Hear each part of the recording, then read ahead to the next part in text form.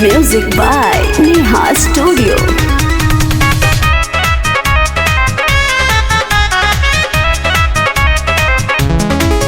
Poster गइल बा छपाई, पर्ची गइल बा बटाई,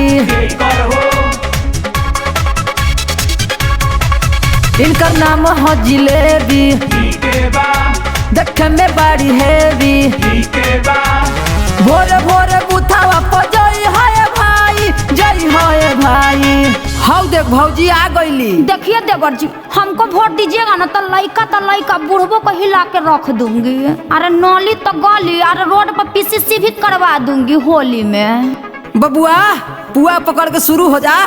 चोली छाप जिंदाबाद, जलेबी भौजी मत घबराना, हमारा नेता कैसा हो। चोली पर बटन दबाई है भाई, चोली पर बटन दबाई है भाई।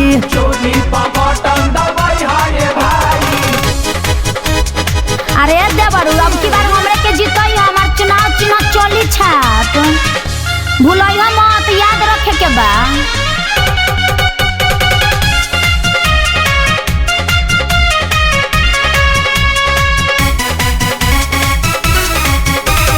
अपना पंचायत के करी है विकास हो, खेला होली साथे इनका बारी बड़ी खास हो, मिलल बा मौका न गबई है भाई, चली है भाई। प्रणाम करे थियो बाबा। अरे खुश रहो। आए है का समाचार है बाबा? यही समाचार है कि चोली छाप का प्रचार है। आए है बड़ा बढ़िया चुनाव चिन्ह है तुम्हारा। बाबा ढीला होके चाहे टाइट, बाकी तारा द्वार पर जरूर जलाएब हम लाइट। चोली पर बटन दबाई है भाई, चोली पर बटन दबाई है भाई।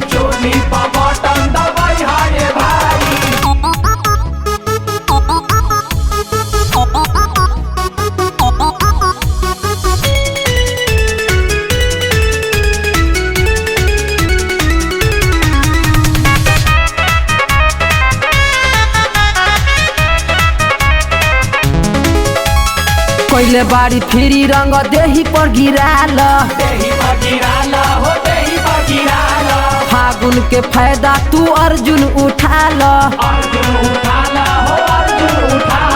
ओम पर का सगीत गई है भाई। हेलो चेक हेलो, हम ओम प्रकाश अकेला बिल्डरवा के पापा।